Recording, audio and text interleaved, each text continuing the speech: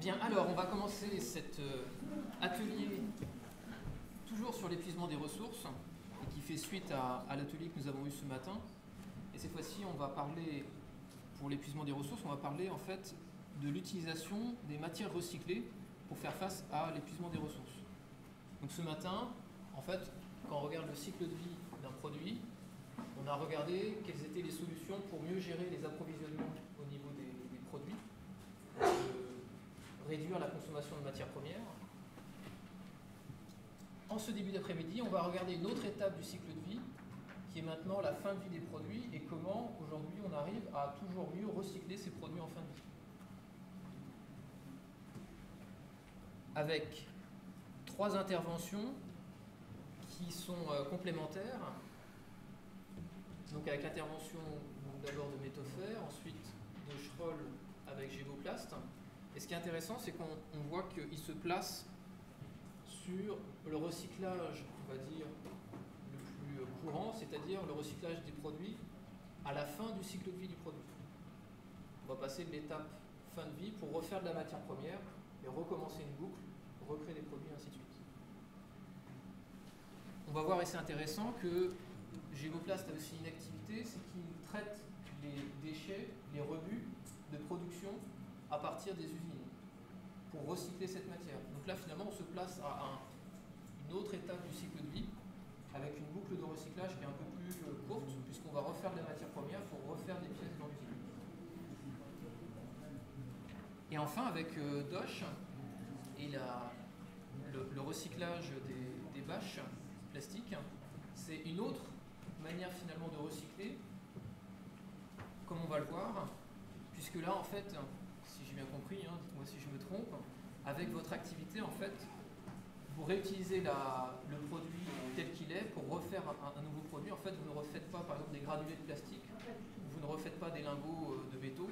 Donc c'est voilà, donc voilà, vous prenez tel quel. Donc finalement, c'est un recyclage, mais un peu plus court. Voilà, on va passer directement de la phase fin de vie à la phase fabrication, ce qui est encore une autre manière de recycler. Alors voilà, je vous propose de commencer avec donc, le retour d'expérience de Métaufer. Merci. Alors je tenais à vous remercier d'être présent à cette journée d'information sur le recyclage et surtout pour l'intérêt que vous portez à cette activité qui vraiment est à l'ordre du jour et qui est même, je dirais, on ne peut plus importante puisque sans recyclage, à l'heure actuelle, on manquerait de toute façon de matières premières sur Terre. On aurait... N'hésitez pas à parler fort. Oui, ok. On n'aurait de toute façon pas assez de minerais disponibles pour approvisionner nos usines, nos aciéries. On n'aurait de loin pas les matières suffisantes présentes dans les minerais si on ne recyclait pas les métaux et la ferraille. Je parle de ça parce que c'est mon activité. Alors, je vais vous expliquer un petit peu cette grande aventure qui a fait que je suis là aujourd'hui. Tout a commencé en 2008. Vous allez bien comprendre aussi la méthode de recyclage que nous avons mis au point pour aller excessivement loin dans les déchets pour récupérer la moindre partie métallique. Oui. Derrière, vous me direz, oui. Alors en 2008, bien sûr, nous avions une activité essentielle de ferraille, de récupération, recyclage et traitement de ferraille. Donc nous faisons une collecte, nous préparons les ferrailles et nous approvisionnons les aciéries. Il y a une catégorie de ferraille un peu particulière qui s'appelle le platinage. Le platinage, c'est par exemple ce bureau où vous avez une partie bois, une partie métallique. Vous avez les voitures qui sont métalliques, avec beaucoup de caoutchouc, mousse, tissu, vitres. Et cette catégorie de ferraille, à l'heure actuelle, pour être traitée, passe dans les broyeurs. Les broyeurs extraient les ferrailles par des aimants. Une majorité de métaux non ferreux par des courants de Foucault. Si vous connaissez le principe, c'est le pendant de l'aimant pour les ferrailles. C'est-à-dire un aimant va coller les ferrailles et un courant de Foucault va éjecter les métaux non ferreux. Après avoir séparé ces deux qualités, les broyeurs se retrouvent avec un amalgame de déchets lourds, on appelle lourds, donc c'est les caoutchoucs, les mousses, enfin pas les mousses, surtout les caoutchoucs, les tissus, des restes de métaux, des bouts de fil électrique, enfin des éclats d'aluminium, enfin tout ce qui peut composer une voiture, du bois qui vient de table, tous les matériaux vraiment hétéroclites, vraiment toutes les gammes de matériaux qu'on peut imaginer. Et vous avez parallèlement tous les produits légers qu'on dit les produits d'aspiration. Un broyeur, un très gros broyeur aspire jusqu'à 40 tonnes de déchets par heure. Je ne sais pas si vous imaginez les productions. C'est gigantesque. Hein. Un broyeur entre 3 et 6 000 chevaux produit à peu près 5 000 tonnes de déchets d'aspiration par an. Métaux fer, nous sommes à Erstein. Voilà. Alors, en analysant bien ces déchets, en 2008, j'ai vu qu'il y avait quand même beaucoup de matériaux à récupérer, alors que cet amalgame était mis en décharge. Alors, je suis parti avec mon bâton de pèlerin. J'ai pris une tonne de ces déchets, je m'en souviens comme si c'était hier, et on a commencé à décomposer cette tonne de déchets. Alors, j'avais 3 bonhommes pendant 8 jours à faire des petits tas de chaque matière pour pouvoir imaginer ce qu'il pouvait y avoir dedans. Ensuite, je me suis dit, il y a quand même beaucoup de matières qui ont énormément de valeur, notamment des plastiques, des bouts d'aluminium, des câbles électriques, des bouts d'inox, enfin, il y avait vraiment des bouts de cartes électroniques, de tout. Et j'ai imaginé une chaîne qui, en mettant ce produit à l'entrée, allait pouvoir séparer successivement, selon un ordre bien établi, pour que les ordres d'enlèvement n'influencent pas sur les suivants. Bon, c'était une méthode très empirique. Alors, j'ai parcouru toute l'Europe pour trouver chaque fois un appareil qui pouvait s'adapter à un matériau.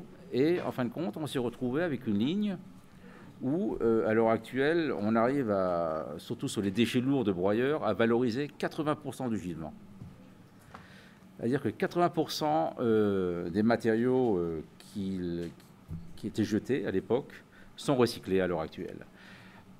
Pour ce faire, nous avons essentiellement utilisé les propriétés de chaque matériau pour les extraire. Alors, ça pouvait être aussi bien la reconnaissance infrarouge, avec des machines d'éjection à infrarouge, la matière passe devant des caméras, les caméras infrarouges détectent le spectre d'une certaine matière et un petit canon à air va l'éjecter.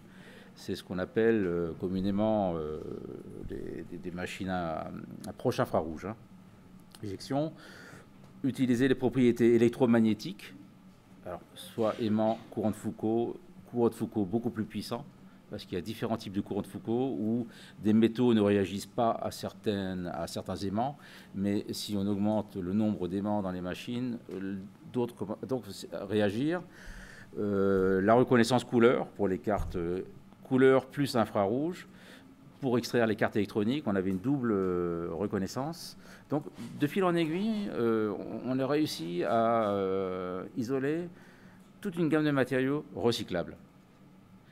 C'est clair que cette activité, j'étais le premier en France à avoir imaginé ce système de tri à sec. On appelle ça le tri à sec. À l'heure actuelle, c'est un système qui est en train de se développer, je dirais, à travers toute l'Europe, et remplace ce qu'on appelait avant les flottations.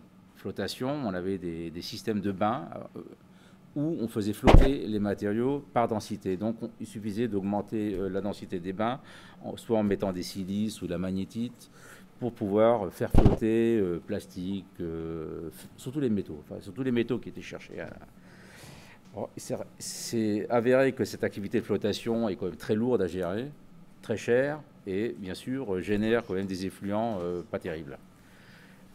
Ce que j'ai créé, à mon échelle, qui était à petite échelle bien sûr, mais qui fonctionnait très bien, c'est qu'on était quand même capable de traiter 1000 tonnes par mois de matériaux avec cette unité, avait l'avantage surtout de ne générer aucune pollution. Mais alors vraiment aucune pollution, puisque chaque matériau était extrait vraiment par ses propres propriétés physiques. Donc on s'est retrouvé avec cette activité excessivement rentable, tellement rentable que ça a intéressé des grands groupes qui ont fini par me racheter. Bon. Et c'est d'autant mieux que je peux maintenant pouvoir m'exprimer dans ce métier, puisque là, les volumes sont beaucoup, beaucoup plus importants. À l'heure actuelle, nous sommes en train de développer tout un système pour recycler les produits légers d'aspiration. Alors, à titre d'exemple, notre groupe en génère à peu près 250 000 tonnes par an, qui sont pour l'instant mis en décharge.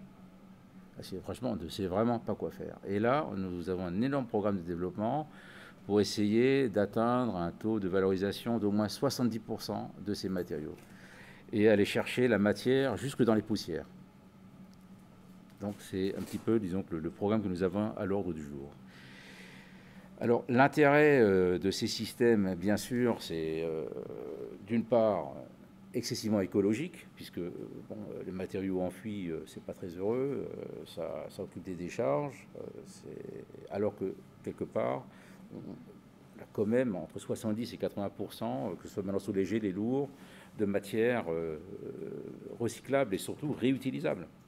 Alors maintenant que ce soit pour des activités secondaires, bon, c'est vrai que les matériaux que nous extrayons ne serviront jamais de métaux de base pour les activités et des nobles.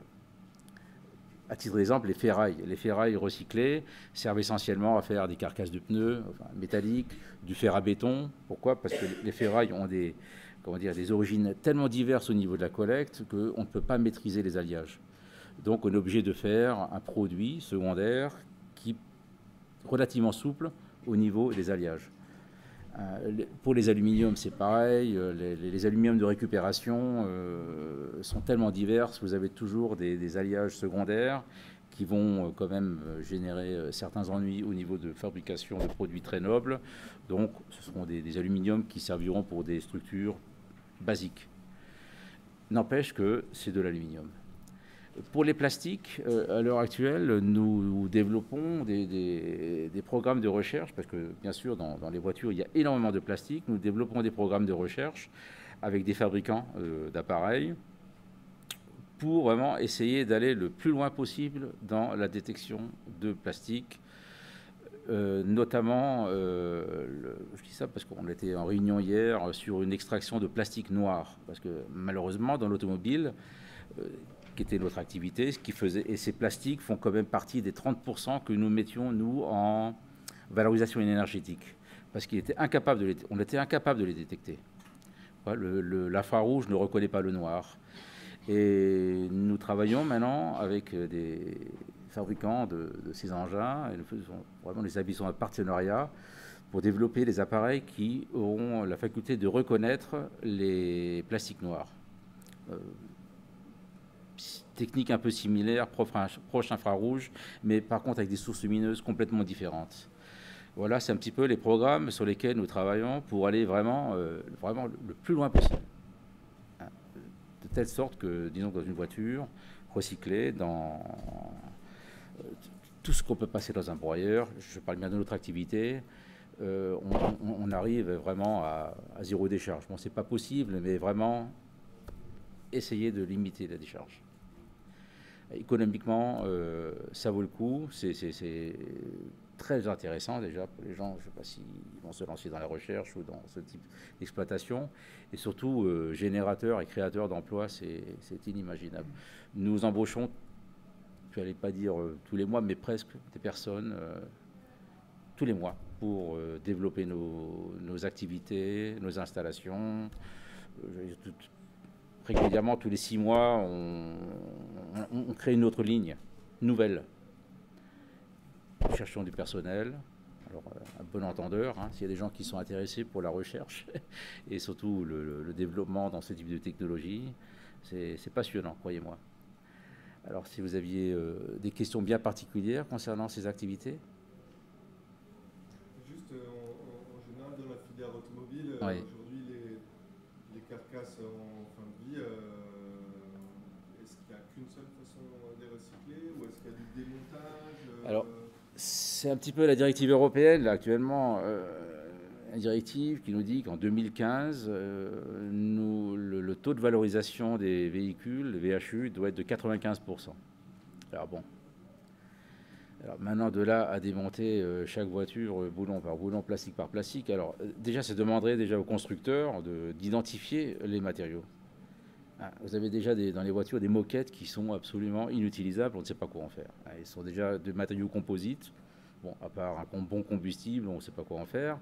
Et, ou alors, je dirais que ces directives tiennent la route à partir du moment où il y a déjà une méthode de fabrication dès le départ. On va utiliser un ou deux plastiques, mais techniquement, je ne sais pas si c'est faisable. Mais là, à part démonter la voiture, on ne sait pas quoi en faire. Et même, il faut déjà avoir des gens excessivement formés ou alors carrément une caractérisation des matériaux sur les voitures pour pouvoir les identifier.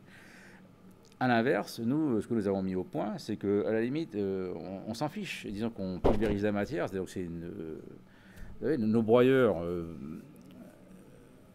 on est quand même dans une ère où, disons, on est obligé d'avoir du rendement. On ne peut pas faire autrement. Nos broyeurs sont capables de broyer, grosso modo, 300 voitures à l'heure. Je ne sais pas si vous imaginez. Il faudrait 5-6 000 personnes là, pour les démonter, là, à côté. C'est impensable. C'est impensable. Donc, nous, la technique, on va les pulvériser et on récupère après. Hein, et pareil, toujours avec des moyens énormes, industriels énormes. Notre stand de traitement le plus grand pour traiter de lourds de broyeurs est capable d'en traiter 10 000 tonnes par mois, pour vous dire. Hein, ça tient sur 5 bâtiments, ça occupe, je ne sais pas, quelques dizaines de personnes. Bon, c'est déjà l'industrie. Disons que l'industrie du recyclage, on est loin de l'image du ferrailleur telle qu'on peut s'imaginer. Là, c'est devenu une véritable industrie. Et justement, à quoi ressemblent les produits recyclés qui sortent de votre unité? C'est quoi? Enfin, vous parliez de recyclage de poussière. On a quoi? On a des... Ah bah disons que dans les poussières DLG sur lesquelles nous avons des programmes de développement à l'heure actuelle, bon, nous avons beaucoup de poussières de fer, des oxydes de fer que nous concentrons pour... bon, c'est très difficile à concentrer, croyez-moi, même si c'est du fer, hein, c'est avec des aimants, ça ne marche pas.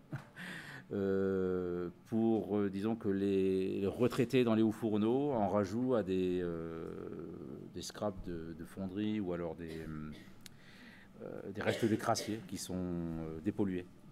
Donc il y a toujours une présence de fer, on rajoute nos fers et on a fait des essais, ça marche très bien, et c'est recyclé dans les hauts fourneaux pour réextraire le minerai, enfin du fer. Alors, nous avons aussi des poussières de métaux, hein, qu'on essaie de sortir aussi.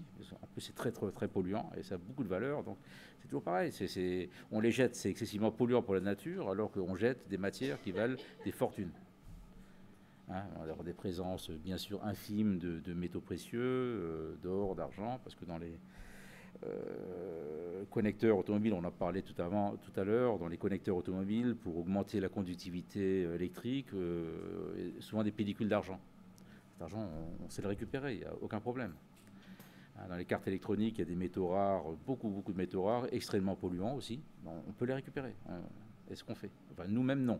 Là, on n'est pas du tout équipé pour ça, mais nous concentrons les cartes, nous les broyons et nous les mettons à des sociétés vraiment aptes à extraire tous les métaux rares. Ça, c'est plus dans la chimie, ça. Ça, c'est plutôt une activité chimique.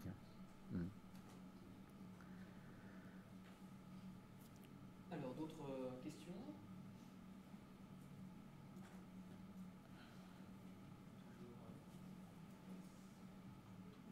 Oui. Derrière. Je voulais savoir quel était le bilan énergétique de ce type d'opération, parce que j'imagine que broyer les matériaux et les systèmes de tri sont quand même relativement énergivores. Mais vous avez travaillé aussi sur la partie efficacité énergétique de notre processus? Disons que le bilan énergétique, non, nous ne faisons pas réellement de bilan énergétique, mais à l'inverse, c'est-à-dire que quand nous montons les unités comme ça, on s'arrange vraiment à ce qu'elles soient le moins énergivores possible. Hein, c'est pour ça que nous, dans nos systèmes de tri, il y a quelques années, on était plus sur des systèmes de rebroyage supplémentaire. Pourquoi? Parce qu'une matière qui sort d'un broyeur va être un petit peu hétéroclite. On va avoir des particules qui vont avoir de la poussière jusqu'à peu près 150-200 mm. Or, un tri par densité n'est pas possible. On est obligé de classer les produits par famille, j'allais dire, par taille. Alors, pour accélérer un peu le mouvement, on avait tendance à les broyer. les broyer avec des grilles bien calibrées, ce qui nous permettrait d'isoler chaque famille par coupure. À l'heure actuelle, c'est très énergivore. Et en plus, on reproduit la poussière, donc c'est gratuit. Nous, on part plutôt maintenant de les séparer par air, par des énormes aspirateurs, qui font 10 mètres de haut, là, mais par contre, qui demandent très peu d'énergie. Donc, ça permet surtout de ne pas trop détériorer la matière, parce qu'en plus, on s'est rendu compte, petite coupure, là, c'est en broyant ces matières pour les calibrer, on mettait beaucoup de matériaux parasites, c'est-à-dire que quand on voulait des aluminiums, on rajoutait des fibres de plastique, enfin des fils de métaux, et au niveau des détections après les appareils, ça perturbait quand même pas mal. Là, le fait de les séparer par air, non seulement c'est complètement, ça ne demande quasiment pas d'énergie, c'est rien du tout par rapport au volume que nous brassons, et surtout, ça a l'avantage, comment dire, de ne pas les polluer, c'est-à-dire qu'on laisse les matériaux intacts. On va de plus en plus vers la solution à ne pas toucher à la matière et qu'elle se sorte à la limite par sa propre propriété. Intrinsèque, poids, densité, couleur, enfin tout ce qu'on peut imaginer. Donc pour répondre à votre question, c'est vrai qu'on est très très soucieux de ces problèmes d'énergie parce que croyez-moi, ça nous coûte des fortunes, surtout quand nous avons dans les périodes d'hiver et où nous devons broyer quand il y a les EJP. Alors là, je dirais que rien que le démarrage d'un broyeur, d'un énorme broyeur à 6000 chevaux, je crois que ça correspond peut-être à presque à un mois de facture d'électricité ici, hein, pour le bâtiment, le démarrage le matin. C'est énorme. Hein. Donc là, on règle les phases au démarrage. Croyez-moi, c'est des boulots énormes, mais on est très très soucieux de ce problème, mais malheureusement, il n'y a pas d'autre moyen. Hein, déjà pour le broyage. Mais par contre, en ce qui concerne la valorisation, là, il y a vraiment tout un programme qui est fait pour ne plus consommer d'électricité ou voir le moins possible. Vous avez pensé à des énergies alternatives pour justement permettre de consommer beaucoup d'énergie, donc justement avec des photovoltaïques ou d'autres énergies, si ça consomme tellement d'électricité Disons que nous, l'alternative photovoltaïque, pour un broyeur, là, il faudrait qu'on ait la moitié du désert là, pour le faire démarrer le matin. Non, mais là, les programmes sur lesquels nous travaillons aussi, c'est que les déchets énergétiques, c'est-à-dire vraiment énergétiques, on ne sait pas trier. Nous essayons de les nettoyer au maximum, ce qui veut dire les rendre propres à la combustion, d'éliminer les chlores. Alors pour ça, nous avons fait des essais avec des machines rayons X. On arrive à extraire le chlore par rayon X. Pourquoi? Pour essayer d'alimenter, nous, les cimentiers. Donc on a une partie, si on peut considérer ça comme une économie d'énergie, on essaie de contribuer à une économie d'énergie, c'est-à-dire en fournissant à des usines consommatrices des produits très propres qui puissent les consommer. Là, nous avons actuellement un gros programme aussi de partenariat avec une grosse cimenterie en France. Et on est en train de développer un projet, là, on va faire les essais la semaine prochaine, on investit énormément là-dedans, où on va écouler 20 000 tonnes quand même de plastique où on n'avait pas de solution. Plastique en mélange, on ne savait pas quoi en faire, à part les jeter, et là, ils vont très certainement servir à alimenter une cimenterie en partie, hein, parce que ce combustible ne peut pas être mis à 100% dans une cimenterie, je crois ils peuvent le diluer uniquement à 30%. Alors, à ce niveau-là, c'est vrai qu'en France, on a un gros problème de... Alors, je ne sais pas si c'est lobbying ou une question de perception de taxes, mais on est en retard par rapport à toute l'Europe en ce qui concerne l'utilisation de déchets comme combustible. Il n'y a pas que dans vos poubelles, une fois que vous avez... Là, je ne parle même pas de notre activité, mais au niveau du consommateur, vos poubelles, vous avez enlevé tous les organiques, les matières recyclables, tout le reste brûle et pourrait être transformé en énergie dans certaines usines équipées. En France, ce n'est pas possible encore. On a un retard énorme. En Allemagne, c'est très courant. Il est très facile de transformer un déchet. Et d'ailleurs, ça a généré énormément d'emplois et énormément d'entreprises. Il est très courant là-bas de transformer du déchet en énergie. France... C'est pour des questions de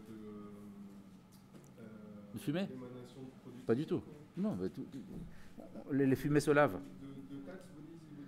Oui, mais on se demande quelle est la raison. Alors est-ce qu'il y a une question de lobbying au niveau de grands groupes dans les déchets qui maîtrisent peut-être les trous, excusez, les décharges, ou la peur de l'État de perdre des taxes sur les énergies, puisque l'énergie est contrôlée par l'État en France, pas l'oublier, alors que nous avons des sources énormes d'énergie. À l'heure actuelle, on serait, je pense, capable de rouvrir les décharges avec les alvéoles produites, et produire l'énergie. On le fait dans certains pays. Aux États-Unis, ça commence à se faire. On commence à rouvrir les décharges et à réextraire les matériaux. Et le reste en fabriquer un combustible de substitution, ce qu'on appelle. On appelle ça CSR, un combustible de substitution. En France, c'est par coup du combattant, c'est presque impossible. Alors, une dernière question. On va essayer de se ménager un tout petit peu de temps tout à la fin de l'atelier pour réunir les différents intervenants. Et vous pourrez à nouveau poser des toutes dernières questions. Mais une dernière question avant la suite de l'intervention. Oui, merci. À niveau bilan économique, c'est quel facteur qui fait qu'elle soit rentable dans cette activité? Ce sont des économies à escale? Disons que c'est déjà le montage de votre opération. Clair. Disons qu'on sait ce qu'on va sortir. Et alors là, croyez-moi que il n'est pas facile du tout de jongler dans ce genre d'opération, parce qu'au moment où vous démarrez un projet, vous avez le cours du LME, les cours mondiaux là, du cuivre, des aluminiums qui sont à 6 000. Le jour où vous démarrez le projet, ce qui m'est arrivé en 2008 quand j'ai commencé mon activité, hein, j'ai mis 2 ans à l'imaginer, à créer la chaîne, à investir. Et le jour où j'ai démarré, on est tombé en pleine première crise économique. Je me retrouve avec des cours divisés par 2. Bon.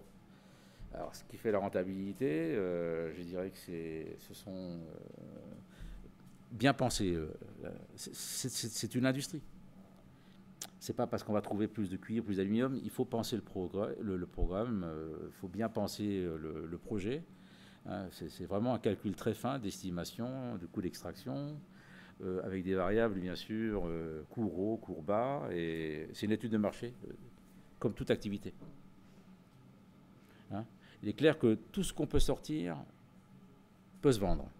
Je dis peut se vendre, se vendra toujours. Peut-être pas le mois où vous le voulez, parce que quand les aciéries ou les fonderies n'ont pas besoin de matériaux, croyez-moi, vous les gardez. Vous les gardez 1 mois, 2 mois, puis après vous arriverez à les vendre. On arrivera toujours à les vendre, mais c'est toujours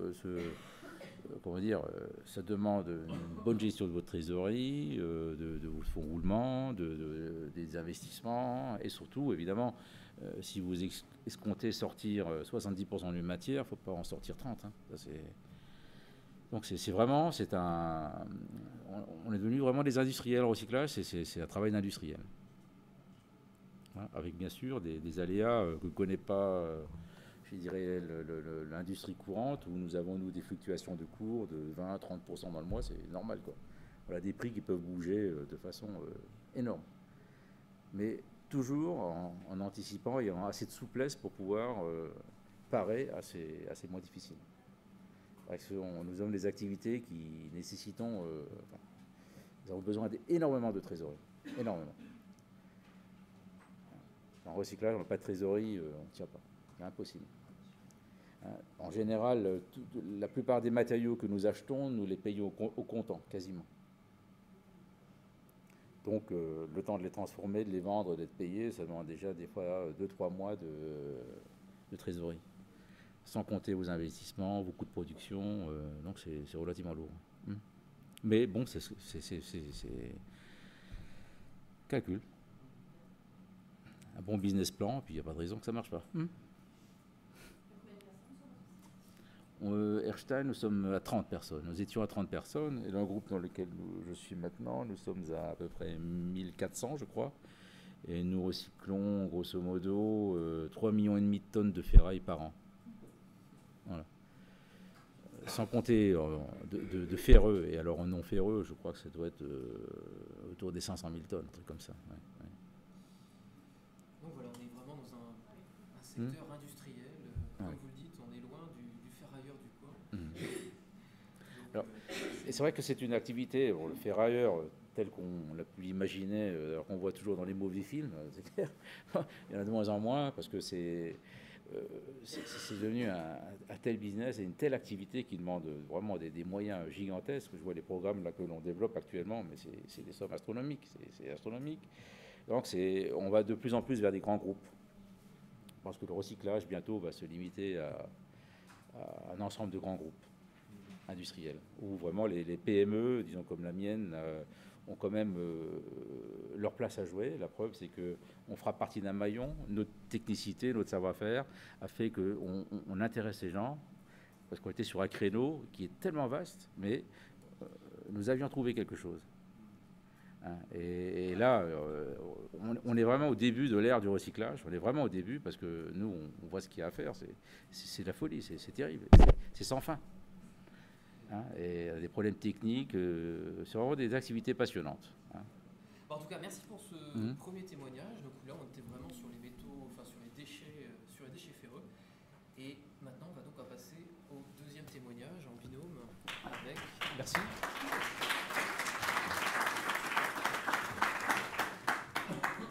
Avec donc Schroll et Gévoplast.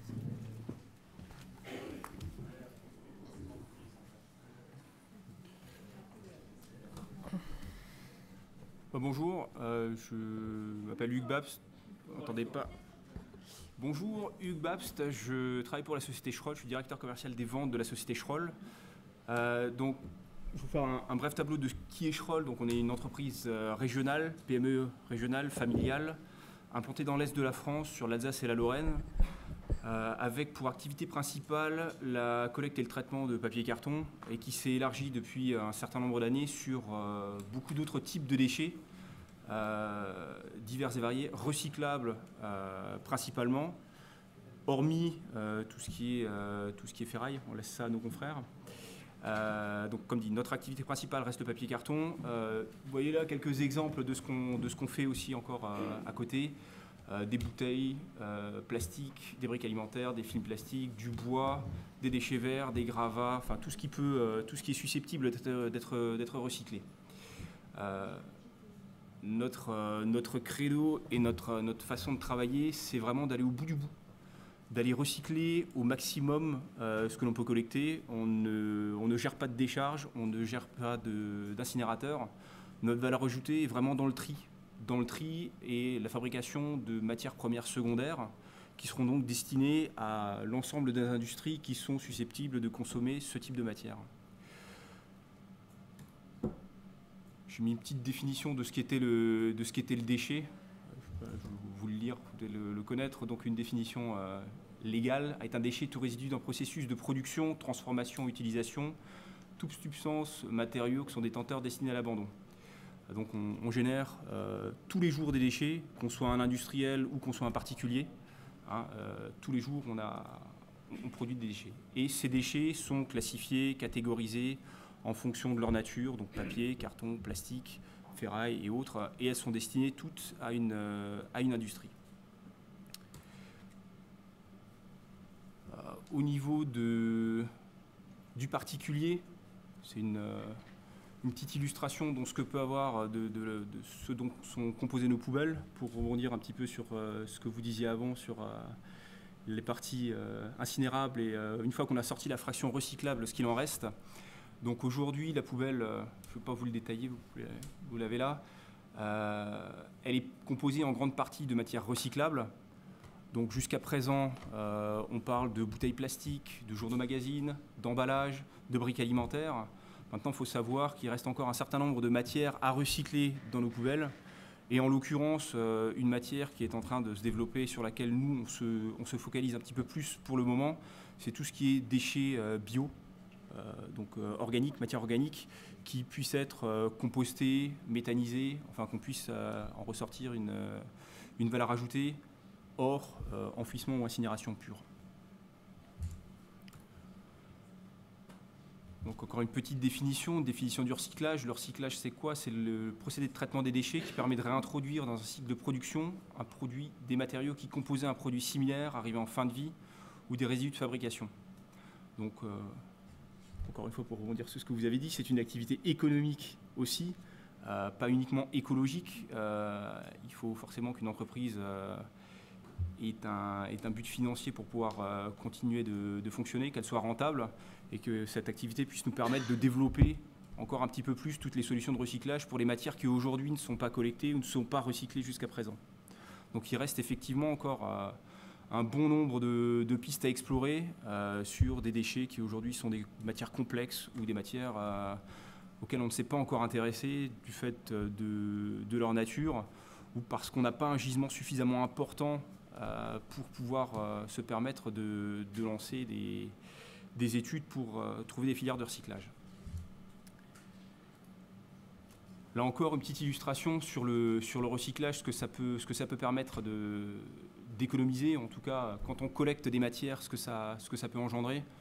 Donc là aussi, quand on collecte des bouteilles plastiques, des bouteilles de lait en PEHD, en collectant 15, en recyclant 15, on peut faire un arrosoir.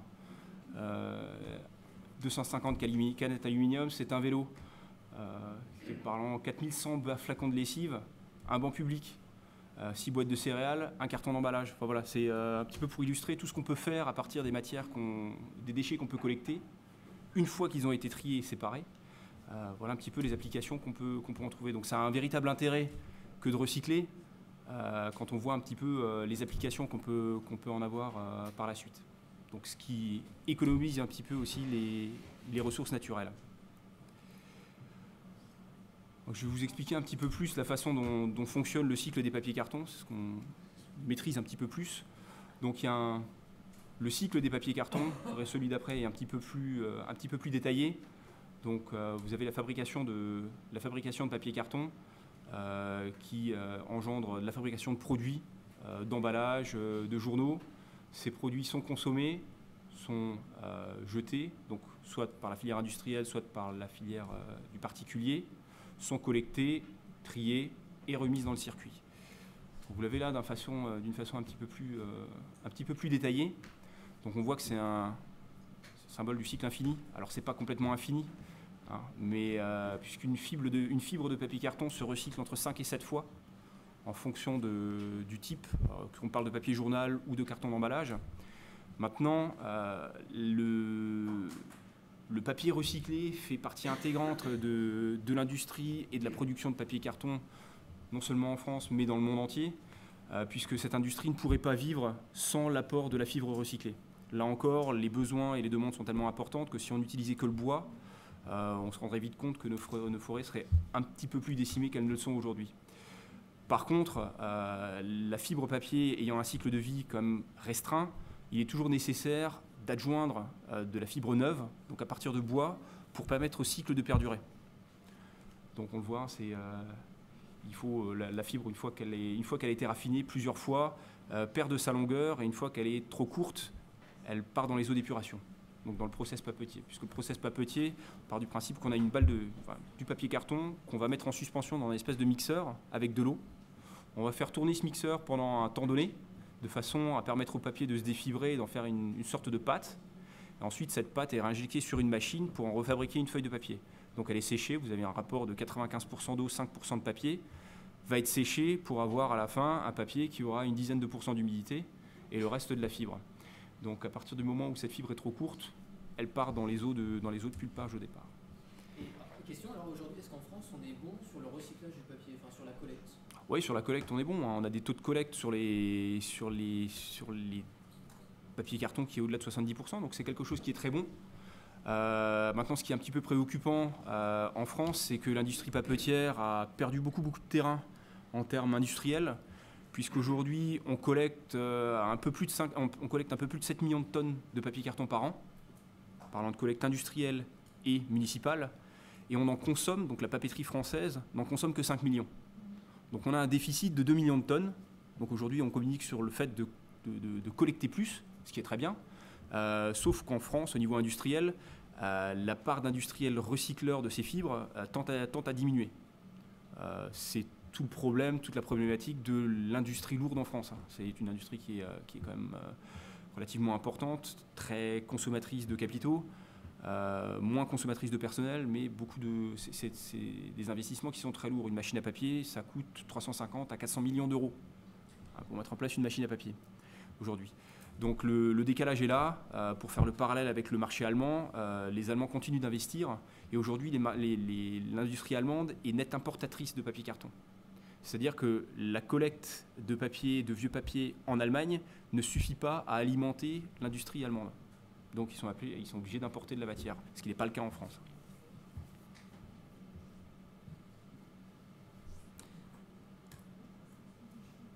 Pour ce qui est du papier carton, je vais passer la parole à Nicolas pour la partie plastique. Voilà. Bonjour, Nicolas Auchard, donc je suis le directeur de Geboplast. Notre actionnaire est le groupe Schroll, donc, qui avait décidé d'étendre sa filière de collecte et tri des plastiques par la partie régénération. Donc au niveau du cycle de vie des plastiques, c'est un petit peu différent. Même sur le principe, nous on va collecter principalement des déchets post-industriels propres. On n'a pas les moyens de laver, mais simplement on va aussi intervenir sur un certain tri qui va être fait à la source ou dans nos usines, avec l'intervention de la collecte, du transport, jusque chez le recycleur.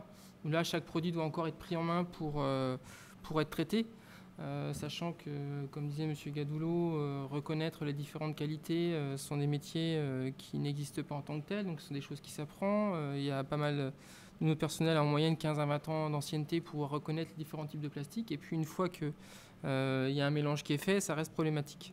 Donc une fois que les produits sont bien séparés, on va devoir les broyer pour réduire un petit peu les volumes. Et puis après, on va les régénérer. Donc nous, on a un site où on va refaire à partir de matières broyées des granulés. Et ces granulés-là vont être transformables directement par ceux qui transforment directement, qui fabriquent des objets en plastique. Sous forme de broyés, ce n'est pas encore le cas. Nous, notre positionnement, c'est de faire des granulés sur mesure par rapport à des cahiers des charges de nos clients. Donc on va devoir faire des recettes de cuisine et des compostages pour avoir la qualité demandée par nos clients. Voilà. Alors quelques petits exemples de produits de la vie de tous les jours qu'on collecte et ce qu'on en fait. Des tubes de passage de gaine électrique, on peut en faire des tubes. Les cuves et les bidons, on peut en faire des tubes. Donc là on parle de produits propres, bien sûr. Des contenants pharmaceutiques, on peut en faire des pots de fleurs. Voilà. Tout ce qui est poussière de broyage de poubelles qu'on récupère, donc voilà, comme la sciure de bois, c'est la sciure de plastique, on peut en refaire des poubelles, voilà, des pare-chocs, des bouchons pour faire des pièces automobiles, des films d'emballage, on refait des films, des sacs poubelles ou des isolants phoniques, comme pour le parquet par exemple. Voilà, après des purges de films, on va les rebroyer ou les densifier pour refaire des nouveaux produits, et puis ainsi des palettes aussi qu'on va pouvoir mélanger. Donc notre objectif, c'est d'avoir des produits qui ont les caractéristiques les plus proches des produits finaux qui nous sont demandés pour ne pas avoir à mettre d'adjuvants possible et limiter justement l'ajout des produits.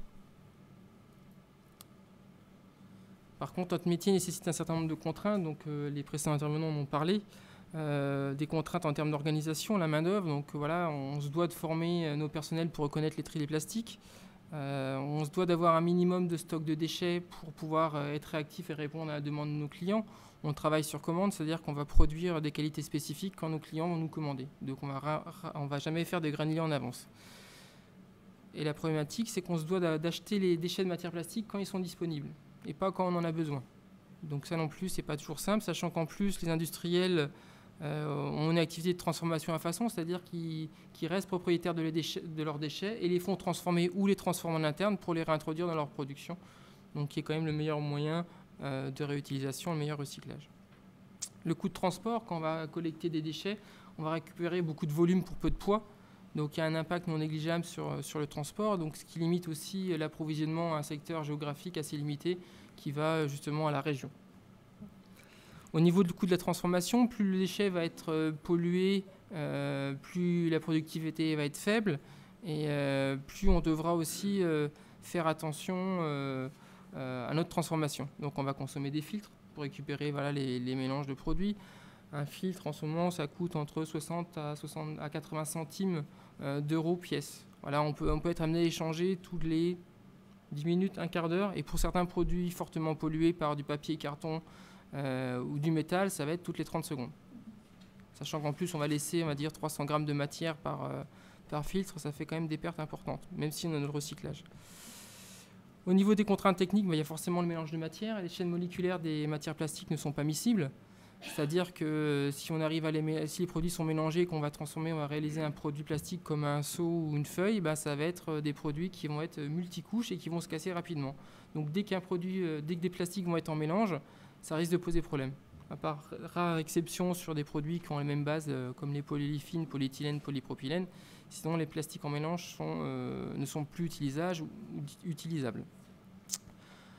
Autre problème, la pollution chimique. Donc c'est des pollutions qu'on ne voit pas, des pollutions qui peuvent être à l'intérieur des produits qu'on peut racheter par certains adjuvants. Ça, on s'en rendra compte au contrôle qualité finale des granulés qui vont être produits. La pollution physique, donc papier, carton, plastique, sachant que quand les produits vont passer par des centres de tri ou chez des collecteurs, rien que le fait de les reconditionner, ça peut amener des nouveaux contaminants. Ça peut être du papier, du carton, de la terre, voire un peu de métal. Les odeurs, alors les plastiques sont poreux, donc ils captent les odeurs, même les déchets de production qui n'ont contenu aucun produit odorant. Et la particularité de la transformation des matières plastiques, c'est que ça va générer de la chaleur, et puis la chaleur va révéler les odeurs. On a un exemple sur des bouteilles de lait, et des bouteilles d'Actimel par exemple, qui étaient stockées dans un entrepôt où justement ils remplissaient les produits laitiers dedans. Et ces produits n'ont jamais été en contact, mais ils ont capté les odeurs, et ce qui fait que quand nous on les a transformés, on a une odeur de lait caillé. Et ces odeurs, les produits qui peuvent aller dans des tubes qui sont enterrés, ça pose moins de problèmes. Par contre, dans l'industrie automobile, vous n'allez pas pouvoir mettre une odeur aussi bonne soit-elle. Une odeur de jus de fruits, par exemple, n'est pas non plus acceptée au niveau des transformateurs. On a d'autres contraintes législatives qui vont pour tous nos collègues. En tant qu'installation classée pour la protection de l'environnement, on a un certain nombre de contraintes pour pouvoir exploiter, avec un dossier assez important à faire, ce qui n'est pas forcément le cas dans les autres pays. Ça veut dire qu'on est suivi. C'est des autorisations qui sont données par la préfecture avec l'ADREAL. Donc on se doit aussi de mettre en place toutes les actions pour protéger l'environnement. Après, on a d'autres contraintes législatives comme REACH, où là, on a, alors pas au niveau des déchets qu'on collecte, mais au niveau des nouvelles matières premières qu'on génère, que ce soit le broyé et le granulé, être capable de préciser quelles sont les matières qui sont contenues dans les déchets qu'on a générés. Et pour nous, c'est très difficile parce que on va acheter un gros morceau de purge, on ne sait pas s'il y a plusieurs produits intérieurs ou pas. Donc on n'est pas forcément capable de spécifier ça. Sachant qu'en plus, nous, on peut acheter des produits à des collecteurs qui vont aller collecter chez les transformateurs. Donc un intermédiaire en plus fait qu'on perd un certain nombre d'informations sur la qualité intrinsèque du produit.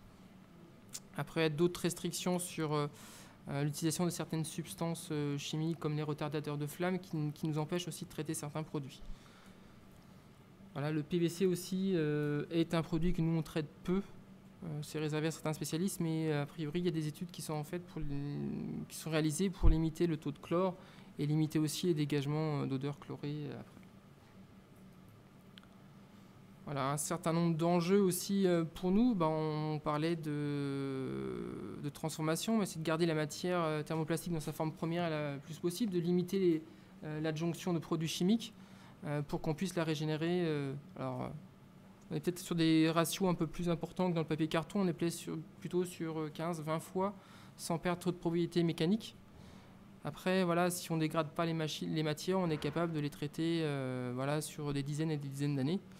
Et puis, ce qui nous permettra aussi d'économiser les ressources, parce que c'est vrai que chacun travaille maintenant pour intégrer un certain pourcentage de matières recyclées en mélange de premier choix. C'est pareil dans les ferrailles, c'est pareil dans les papiers cartons. Les produits qui sont 100% faits à base de produits recyclés sont assez limités en ce moment. Voilà. Il y a un intérêt marketing et économique à avoir, comme pour tout. Il faut que nous, le produit final qu'on génère en granulé soit plus intéressant en termes de prix qu'une résine vierge qui vient des monomères, sinon on n'a plus de raison d'être.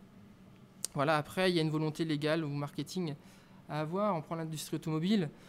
Pendant un long moment, l'industrie automobile ne voulait pas entendre parler de matières recyclées. Maintenant, on est arrivé à un point où c'est eux qui en imposent un certain pourcentage à leurs équipementiers de fournir, par exemple, des matières qui comprennent 20 à 30% de plastique régénéré dedans. Après, voilà, l'éco-conception, on en parle depuis un petit moment, mais ça veut dire qu'on doit inciter les industriels à incorporer la gestion des déchets, le recyclage des déchets dès la phase de conception. Et puis limiter tout ce qui est valorisation énergétique des produits. Donc l'objectif, c'est quand même de garder la matière disponible pour une utilisation et non pas de la détruire. Et puis le dernier enjeu, ça sera, comme tout le monde, avec M. Gadoulou, c'est de traiter les nouvelles sources et les nouvelles filières. Donc ça va être comment séparer, trier les différents plastiques. Voilà, par exemple, Hugues parlait de la collecte sélective, mais il y a Éco-emballage qui intervient sur les consignes de tri, donc pour sortir des fractions supplémentaires des poubelles, et puis pour voir après quelles sont les filières qui vont être développées. Donc il y a 12 sites pilotes en France qui sont adossés à des collectivités, pour voir dans un premier temps quels sont les types de plastique qu'on est capable de ressortir des déchets ménagers, et puis quelles sont les filières qu'on doit être en place pour être capable de les remettre dans un cycle de vie pour des industriels. Et ça rejoint aussi l'initiative de Schroll sur le traitement des biodéchets, parce que dès qu'on arrivera à sortir aussi les déchets organiques de nos poubelles, ça évitera de souiller les autres déchets qu'on met. Vous prenez la poubelle jaune qu'on a tous ici, les bouteilles qu'on met dedans, les papiers, cartons, ils sont propres. Voilà. Et au final, si quelqu'un met un déchet organique dedans, le fait que ça va être transvadé dans des plus grands contenants ou même dans d'autres sites de tri, ça va contaminer une plus grande partie des déchets. Voilà. Alors, est-ce que vous avez des questions? Alors, moi, j'en aurais une première question, c'est, dites-moi si je me trompe, mais j'ai l'impression que le recyclage des cartons et le recyclage des métaux ferreux ou non ferreux, c'est peut-être un peu plus simple que le recyclage des plastiques, parce que dans les plastiques, voilà, on a vraiment des compositions très différentes. Alors, question, lors de la conférence ce matin, on parlait d'écosystème. Là, finalement, vous êtes dans un écosystème où vous essayez de manger des plastiques pour les redonner à d'autres. Comment est-ce que vous arrivez à vous organiser pour gérer justement ces difficultés, toutes ces variétés de plastiques et toutes ces variétés de demandes que vos clients vous demandent? Je veux dire, nous, on considère ça déjà comme une chance de traiter plusieurs types de plastique, parce qu'effectivement, quand une industrie va moins bien, on espère qu'une autre prend un petit peu le pas. Après, effectivement, la problématique, c'est d'avoir les bonnes qualités au bon moment, parce que la demande qu'on va vous faire sur un type de plastique, c'est pas forcément celui que vous avez en stock. Après, ce qu'il faut, c'est être capable de trier à la source. L'enjeu, c'est vraiment de trier à la source le plastique, éviter tout mélange. Donc ça veut dire nous les tris se font manuellement, donc c'est le personnel qui est habilité à traiter et trier le plastique. Donc les tests se font au briquet, donc test de dégradation à la flamme, donc la couleur de la flamme et l'odeur nous permet déjà d'identifier quel est le plastique qui est utilisé. Après, si on n'arrive pas à trier, on n'arrivera pas à produire des plastiques spécifiques, et puis après, tout va se tarir. Et puis effectivement, comme disait M. Gadoulou, on est tributaire aussi des cours des matières plastiques, donc ça change toutes les semaines. Donc on doit être positionné par rapport aux produits de premier choix.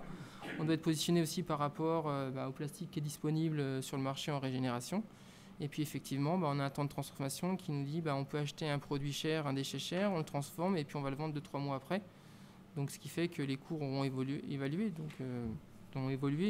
Donc quand on achète un déchet pas cher et que les cours montent, on ne se pose pas trop de questions. Quand c'est l'inverse, c'est un peu plus problématique.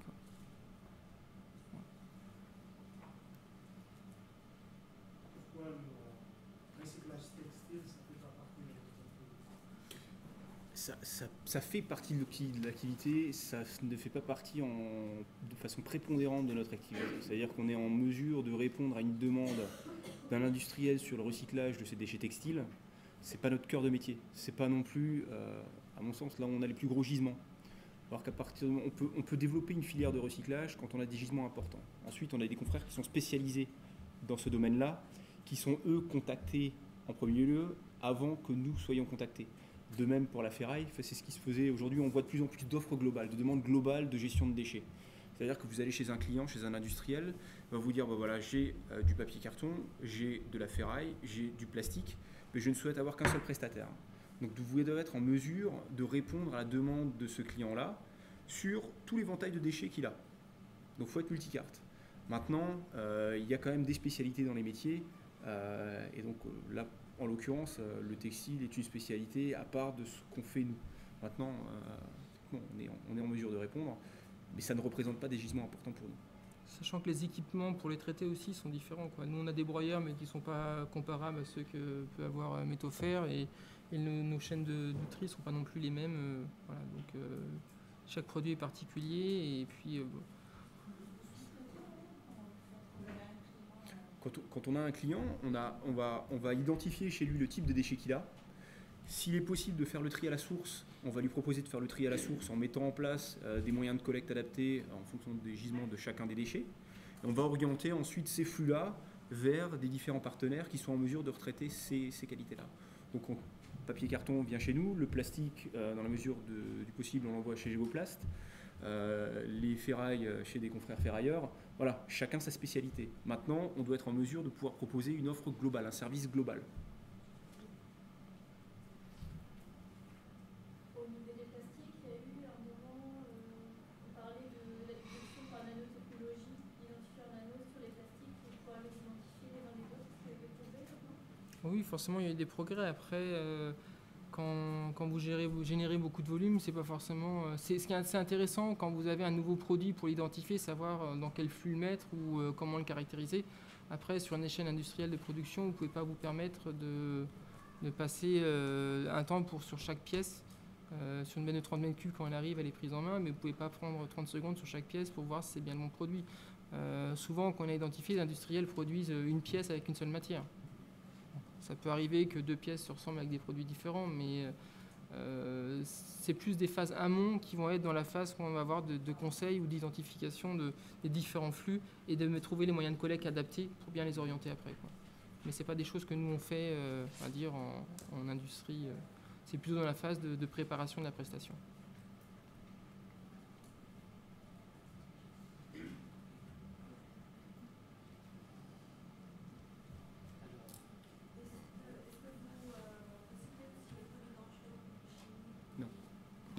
Non, pas du tout. On n'est pas non plus collecteur, on sous-traite la collecte et le traitement à des entreprises qui sont spécialisées dans ce type de traitement de déchets. Est-ce que j'ai bien entendu tout à l'heure, vous disiez que vous connaissiez le plastique à la flamme, c'est-à-dire que les personnes sentent et pour la santé, Ils ne vont pas sentir non plus chaque pièce.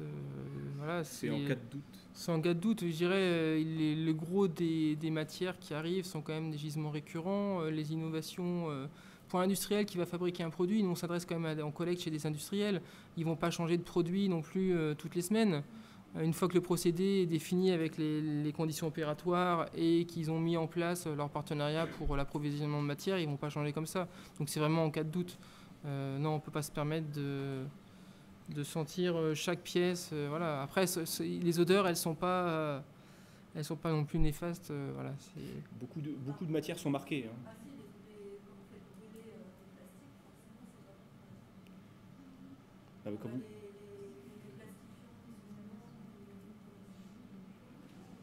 Ouais. L'essentiel des matières sont marquées maintenant. Quand même, les pièces qui nous arrivent sur les chantiers sont marquées. Là encore, pour rebondir, quand on a un doute sur une matière, c'est le plus rapide. Effectivement, ça se reconnaît à la flamme et à la couleur de la fumée. Si on veut aller plus loin, si on a véritablement un doute sur un gros gisement, ça passe par de la spectrométrie où on a un laboratoire spécialisé là-dedans chez nous pour pouvoir justement voir les caractéristiques de nos produits en termes d'indice de fluidité, en termes de densité, ce qui permet aussi de reconnaître les matières. Donc on passe en priorité par là avant de faire d'autres opérations. Maintenant, c'est le moyen le plus rapide, immédiatement, quand vous avez une benne de déchets qui arrive, de se dire je vais la classer où. Si on ne voit pas l'inscription, s'il n'y a rien du tout dessus, on n'a pas l'information du client, c'est le premier réflexe. Bon, en tout cas, merci pour cette présentation. Et je pense que voilà.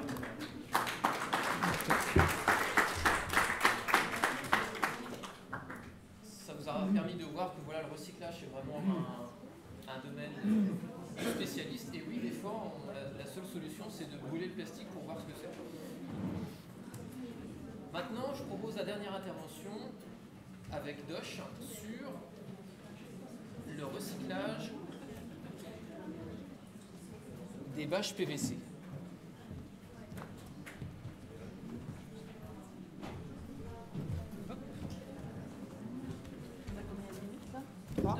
3 minutes.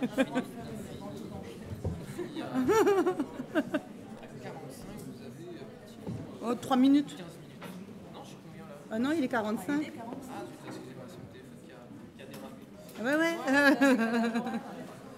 Tiens. Bon, bref, attends. Alors, comme on a 5 minutes, on va aller très vite et très concret. En fait, c'est juste pour capter le son, en fait, c'est pas un micro. C'est rien du tout, il n'y a pas de micro. D'accord. C'est juste pour nous montrer qu'on est là, quoi. Ok, ça roule. Alors, manifestement, c'est la pause. Donc, Ouais, ouais, c'est la pause, on dirait. Ah ouais, là, vous avez mal c'est géré, pas cool, hein, il est 45. bon, allez rapidement. L'idée... Je veux bien parler, mais avant... Donc l'idée, on a vu qu'avec les deux sociétés précédentes, qu'il y a beaucoup de matières qu'on peut recycler, effectivement, leur redonner une transformation pour redevenir matière première. Il y a des matières premières qui ne peuvent pas rejouer deux fois leur rôle de matière première. En l'occurrence, les bâches PVC, comme vous avez là. Donc, par exemple, ça c'est une bâche d'un casino. Ça c'est une autre bâche qui était par exemple une bâche Du Conseil de l'Europe. Et comme la seule matière de les recycler, c'est de l'incinération, qui est de fait polluant et payant, nous nous sommes lancé un défi, Carole et moi-même, de leur donner une deuxième vie dans tous les sens du terme, c'est-à-dire d'en faire des produits écologiques, des objets pratiques et innovants, et créés, fabriqués en Alsace. C'est-à-dire qu'il y a une dimension vraiment écologique, dans la mesure où on est vraiment dans la filière de recyclage. Alors on utilise de la bâche, on utilise de la ceinture de sécurité qui proviennent de casse ou d'industries qui fabriquent les ceintures, on prend les rebuts, les non conformes. On utilise également du tissu d'airbag. On utilise également des fins de rouleau de chute de store. Enfin bref, on utilise un tas de matières. La liste est non exhaustive. Du cuir, des canapés en cuir recyclés, des vestes recyclées, des skies de sellerie, etc. Donc à partir du moment où la matière est costaud, imperméable, on la retravaille avec le savoir-faire de maroquinerie. Donc ce sont une dimension économique parce qu'on en fait des objets pratiques et innovants. Le but, il est effectivement économique. Alors, objets pratiques à destination du monde de la mode au sens large du terme, hein, des sacs féminins, des sacs masculins, mais également utilitaires. Ça peut être des objets porte-documents. Voilà. Vide-poche. Des porte-documents, des vide-poches. Porte-clés. Et ils sont, alors ça c'était hyper important dans notre éthique, créés et fabriqués 100% en Alsace. Donc le process de fabrication est le suivant. Carole, en l'occurrence, fait la conception des modèles.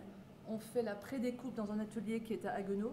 Et ensuite, l'assemblage, qui effectivement engendre un vrai savoir-faire de maroquinier en l'occurrence, est fait dans les derniers ateliers de maroquinerie en Alsace. Et on est un petit peu débordé par le succès et on a trouvé et remis des personnes qui ont le savoir-faire de la chaussure. Vous savez qu'il y avait un grand savoir-faire chaussure en Alsace du Nord. Oui, Mephisto, Échoum et compagnie. Et ben, ces personnes, on les reconvertit dans le savoir-faire de la maroquinerie et commencent à travailler avec nous. Voilà. Et on fait également certains objets tabliers, des objets plus simples dans l'atelier du CAT de Zone 9, travail social. Et vos produits sont commercialisés sur Internet ou On y vient, on va vous répondre. Ouais. On y vient tout de suite, ouais. Carole, c'est à toi. Parce qu'on a envie d'en acheter. Ouais. Ah bon? Bah, on fait une vente aux enchères. Mais quel hasard. Donc en fait, ils sont faits pour être attractifs, évidemment, parce qu'on choisit dans la bâche l'endroit crucial qui va être sur le devant du sac pour que le sac soit évidemment beau à regarder. Ils sont solides, ça c'est quelque chose qui me tenait vraiment à cœur parce que, bon, d'une, la ceinture de sécurité résiste quand même à 33 tonnes. C'est-à-dire que celui qui voudra vous l'arracher, il va être vraiment gêné. Les lames de rasoir, à Barcelone, où ils sont spécialisés avec les lames de rasoir, ça ne marchera pas non plus. Donc on a déjà un avantage, déjà de par la matière, d'être très solide. Mais en plus de ça, la ceinture fait toujours tout le tour des sacs. Parce que l'endroit où un sac vraiment est très sensible, c'est l'endroit ici où ils cassent tous, parce qu'on les charge trop et que bon, c'est fait pour casser hein, tous les autres. Mais les nôtres sont vraiment faits pour être solides et durables. Odile l'a déjà dit, donc ils sont fabriqués en Alsace. Notre objectif, c'est de pérenniser les maroquineries qui restent, les quelques-unes. Donc on est en train de faire des essais à droite, à gauche. Alors soit il y a un savoir-faire, mais pas les machines qui les accompagnent. Donc on est un petit peu pris là par un savoir-faire qui avait et qui n'a pas été sollicité. Donc il y a des gens qui savent coudre des sacs, mais qui n'ont pas les machines adéquates. Et elles sont très chères. Voilà, un appel, qu'il y a quelqu'un qui a une machine qui traîne à la maison. Et voilà, avantage, on l'a dit, démarche humaine, réactivité, économie locale. Et l'engouement qu'on ressent vraiment, il faut vraiment qu'on explique l'origine, c'est-à-dire qu'il est fait en Alsace, qu'il est fait avec des matériaux recyclés. On nous dit toujours, oui, mais comment ça se fait qu'ils sont à ce prix-là? Ils sont à ce prix-là parce que la maroquinerie, c'est un artisan qu'il faut payer. Et vous savez tous le prix d'un artisan local. Donc voilà, le prix, c'est encore quelque chose qu'on est obligé d'expliquer, mais ça va déjà beaucoup mieux. Donc nos marchés, vous l'évoquiez à l'instant, c'est les particuliers, parce qu'on a un réseau distributeur de magasins sur Strasbourg, ça va jusqu'à Villers, Ribeauvillers, Dijon, on en a à peu près une douzaine à l'heure actuelle. Ils sont visibles sur le site internet doge.fr. Et les professionnels en B2B, ça c'est quelque chose qu'on a développé de suite, parce qu'on est venu à nous pour nous proposer des choses très sympathiques, en l'occurrence pour le Rallye de France. Bio-Bernet d'abord en premier, oui, parce que c'est des bâches qu'on a réhabilitées du salon 2011, dont on a fabriqué des objets qui ont été, dans ce cas-là, offerts, mais ils sont souvent revendus ou offerts à des bons clients. Donc c'était voilà, la bâche de l'année dernière, transformée en sac, style sac d'ordinateur. Autre type d'illustration, société Suizocom. Alors eux n'avaient pas de bâche, c'est une société industrielle, ils n'ont pas forcément beaucoup de kakémonos et des bâches. On a travaillé avec la responsable com qui nous a donné les codes couleurs de l'entreprise qui sont en l'occurrence rouge, noir, gris, blanc. Et dans notre stock de bâches, donc nos fournisseurs de bâches sont souvent les imprimeurs de bâches. Parce que, en tout cas, particulièrement les collectivités, quand elles font des affichages en ville, à Strasbourg, puisque le recyclage est payant, l'imprimeur a dans son contrat de suite la récupération. Il redémonte, par exemple, toutes les bâches qui sont accrochées à la maison du bâtiment. Qui cachent la maison du bâtiment, c'est ça, chaque fois 600 mètres carrés. Et ben l'imprimeur, le storiste qui leur fait ça, il la monte, il l'imprime, il la monte, il la démonte. Et il la stocke. Elle traîne dans un dépôt parce que si elle l'amène à la déchetterie, c'est payant. Donc ça fait partie de nos fournisseurs. Et donc dans ce lot de bâches, on a des stocks de couleurs. Et donc en fonction des demandes d'entreprise, on sait réaliser des modèles en fonction de codes couleurs qui correspondent à leur marketing. C'est une série de sacs qu'on a fait qui deviennent des cadeaux collaborateurs et des cadeaux clients. Un petit détail que j'ai peut-être oublié, c'est qu'à l'intérieur des sacs, il y a une mousse protectrice pour l'ordinateur et la mousse, évidemment, est aussi issue de récupération. Y compris les conférenciers qui sont cachés avec les calendriers de la Poste à l'intérieur. Autre exemple, effectivement, comme le disait... similaire qui existe avec des voiles oui, bateaux, ouais. Oui. Tout à fait. Ah non. Donc ça, c'était les bâches, c'est un contrat qu'on avait avec la ville de Haguenau, les bâches du Rallye de France 2011, qu'on a relooké en sacs et divers objets que l'Office du tourisme a revendus pendant les 3 jours du rallye. Donc c'est forcément des collectors, parce qu'en plus dans le lot, il y avait certains sacs signés par le... Voilà, ça redevient un vrai outil marketing dans certains cas de figure. Et autre possibilité de personnalisation, les entreprises n'ont pas forcément de bâches en stock. Et donc là, on peut imprimer sur des fins de rouleau blancs, en l'occurrence, le logo de l'entreprise. Donc l'extérieur est imprimé sur le morceau choisi. On travaille sur la personnalisation même en taille. Ça, ce sont des grands sacs de panneaux LED. 60 x 60. 60 sur 60. Le reste dans le concept recyclage. La doublure est recyclage, la ceinture de sécurité est recyclage. Et donc deviennent des vrais objets techniques pour les commerciaux, voire les techniciens. Ça, c'est une illustration de sacs de kakémonos qui sont devenus des sacs pour les commerciaux. Donc Alsace Terroir est une entreprise de site internet. Ils avaient des kakémonos périmés parce qu'ils ont changé de visuel. Avec un kakémono, on leur a fait 2 sacs.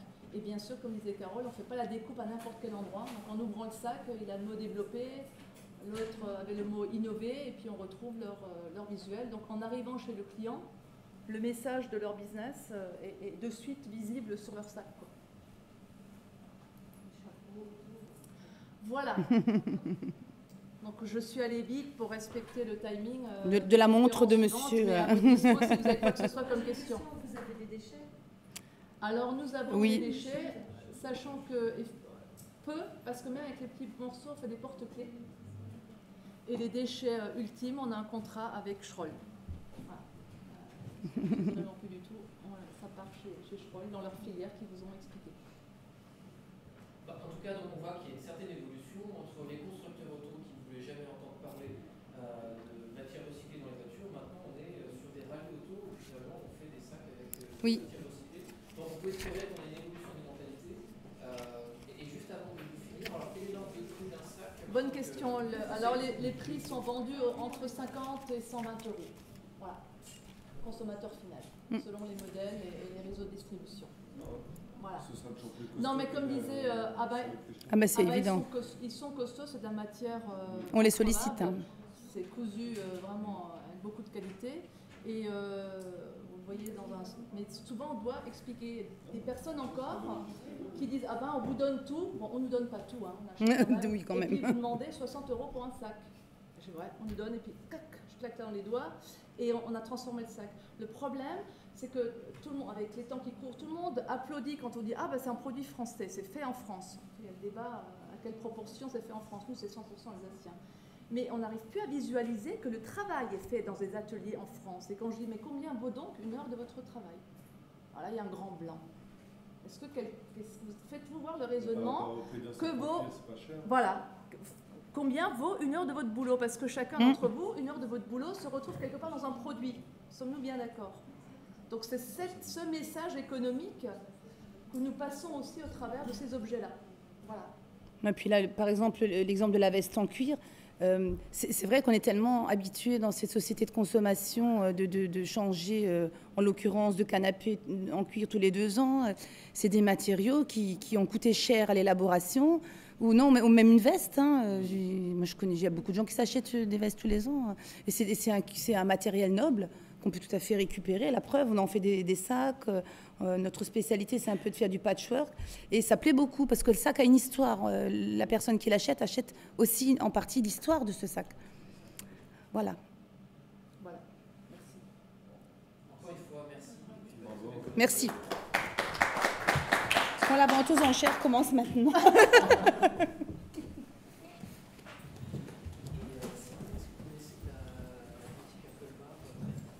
Ils y sont plus, ils ont déménagé à Tours. Ils étaient nos revendeurs, oui. Dites-moi. Absolument. Oui. Ah mais moi, je vous inquiétez pas, mon sac, il est fait avec un vieux